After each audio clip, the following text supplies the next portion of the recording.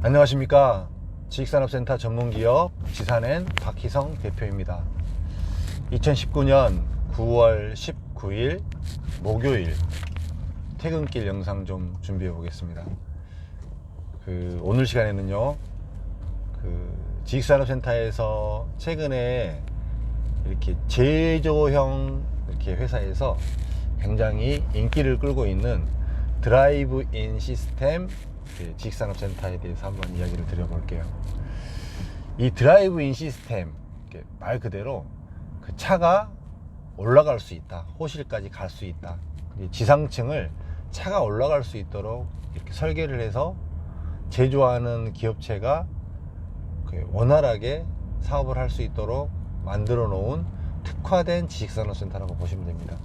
이거에 대한 이제 출발이 사실은 2008년도에 광명 소아택지개발지구에 SK 테크노파크라는 지식산업센터가 있습니다.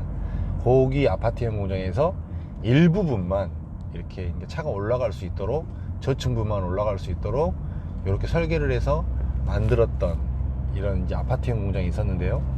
그때 당시에 이제 분양 대행사가 이제 가장 크게 현재 그때 당시에 굉장히 큰 분양 대행사였는데요. 좀 실명을 좀 거론하기는 좀 그러니까 그 실명은 뺄게요. 그 분양 대행사에서 광명 SK 테크노파크를 대행을 하고 마무리를 하고 나서 이 분양 대행사가 자금을 모아서 첫 번째 시행을 했던 곳이 지금 굉장히 유명한 삼성지구의 삼성 테크노파크 드라이브 시스템으로 만들었던 첫 번째 수도권 쪽에서는 첫 번째 지식산업센터였습니다. 저기 드라이브인으로 갔던 굉장히 당시에는 잘 지었습니다. 지금 생각해 보면 그때 이제 광명 SK 테크노파크를 분양을 하면서 그 대표가 분양을 하면서 이 수요자의 니즈를 굉장히 정확하게 봤던 분이에요. 이게 이제 분양을 하던 사람, 실제로 이렇게 이 판에서 실제로 이렇게 기업체들은 어떤 지식산업센터를 더 원하는가라고 봤을 때 그런 부분에 대한 니즈를 정확하게 간파를 해서 그때 저 삼성에 있었던 저 테크노파크를 하면서 전체 다 드라이브인 시스템으로 층고가 7m 정도 될 수 있게, 차가 바로 호실 안으로 들어갈 수 있게 이렇게 설계를 해서 분양을 했던 거였습니다. 굉장히 한 번에 분양이 다 끝나진 않았지만 점진적으로 결과적으로는 저 분양이 마무리가 됐죠. 그 이후로 이제 서울 시내는 토지값이 너무 비싸기 때문에 서울 시내에서는 드라이브인 시스템으로 만들기가 어렵고, 그래서 이제 수도권 쪽으로 서울을 둘러싼 이 위성 지역에 지식산업센터를 지을 때 이 드라이브인 시스템으로 짓는 경우가 굉장히 많아졌고 센세이션을 일으켰습니다. 사실은 최근까지도 수도권인 쪽에서 좀 이렇게 제조 공장이 많은 지역에서는 거의 대부분 이 드라이브인 시스템으로 이렇게 설계를 합니다.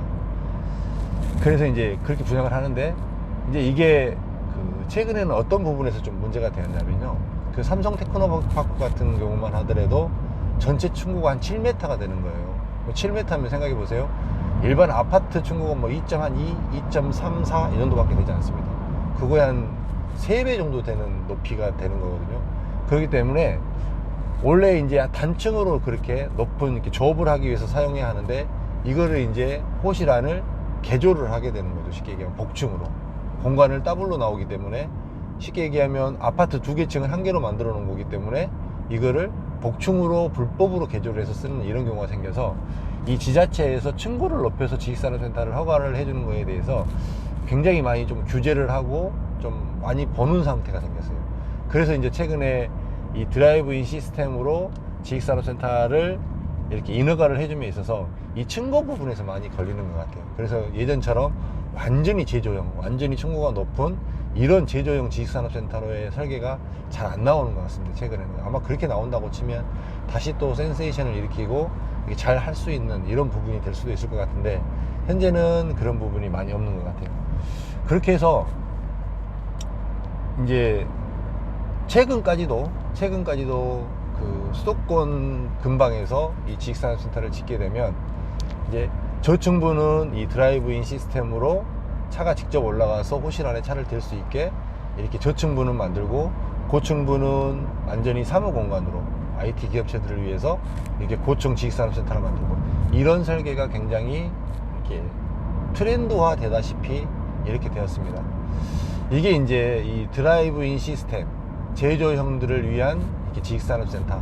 이 제조업체들이 실질적으로 서울 안에서 이렇게 옮겨가기가 쉽지 않다 보니까 이 수도권 외곽에 이런 드라이브인 시스템으로 많이 옮겨가게 되었고요.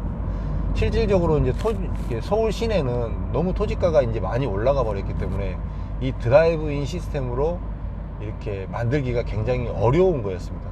그러다가 최근에 한 3년 전에 그 가산동에서 옛날 그 기흥전자 부지가 드라이브인 시스템으로 하나를 만들었는데, 거기는 이제 토지가를 굉장히 싸게 매입을 했어요. 굉장히 오랫동안 이 노사봉규, 이 파업 이런 걸로 인해 갖고 이게 토지가 굉장히 문제가 많았었고, 방치되었던 이 토지가 공매로 인해서 토지가가 상당히 떨어져서 1,000만 원 이하로 토지가를 매입을 하게 되어서 거기를 드라이브인 시스템으로 이렇게 서울 시내에서 그 가산동에 드라이브인 시스템으로 최초로 하나가 들어가게 됩니다. 분양이 되게 잘 됐습니다. 건물 잘 지었고요. 그래서 그 주변에 이 제조업체들이 굉장히 많이 입주를 하고 들어가는 이런 형태가 되었고, 제가 봤을 때는 거기 가산동의 드라이브인 시스템으로 지어졌던 그 건물은 굉장히 가치가 그 장기간으로 봤을 때 좀 많이 갈 것 같아요. 왜 그러냐면 그 서울 내에서는 희소성 있는 지식산업센터였거든요.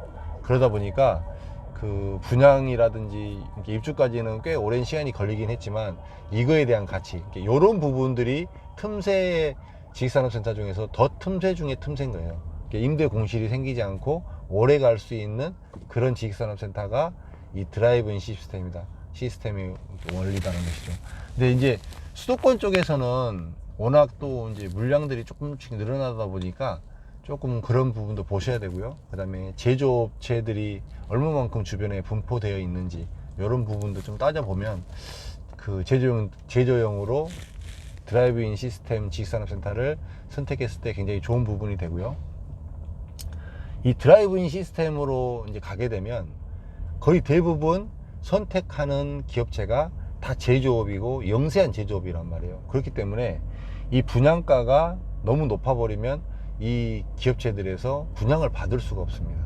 그렇기 때문에 토지대가 어느 정도 일정 이상 올라가게 되면 드라이브인 시스템으로 지식산업센터를 짓지 못하고 그냥 단순한 지식산업센터로 짓게 되는 이런 현상을 보이게 됩니다.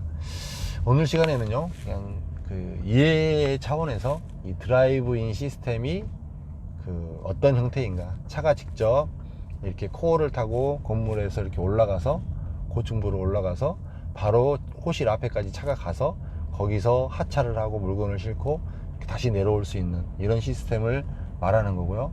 한 가지 더 있네요. 이 드라이브인 시스템은 지상으로 차가 올라가잖아요.